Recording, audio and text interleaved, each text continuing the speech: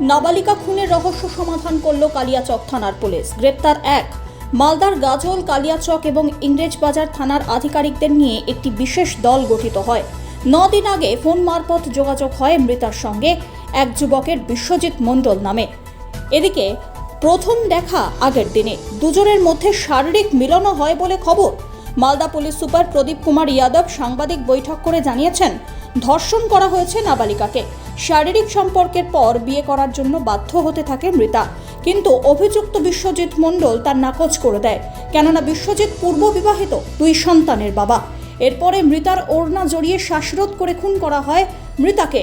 অভিযুক্তের বাড়ি ঘটনাস্থল থেকে প্রায় 2 কিলোমিটার দূরে রামনগরে।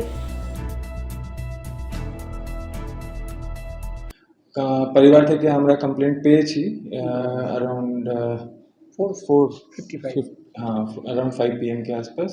This person we had already worked upon the case. He was arrested at 5:30.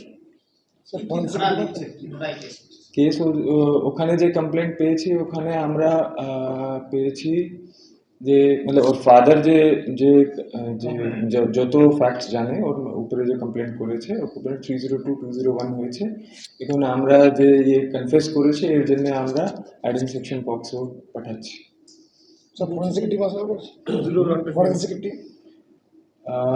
Forensic team আমরা দেখবো, যদি আমি যদি ইন্টারোগেশন মধ্যে সেরকম কিছু জিনিস বলে যার জন্য আমরা ভাববো কি এটা ফরেন্সিক টিমের দরকার আছে তাহলে আমরা করব।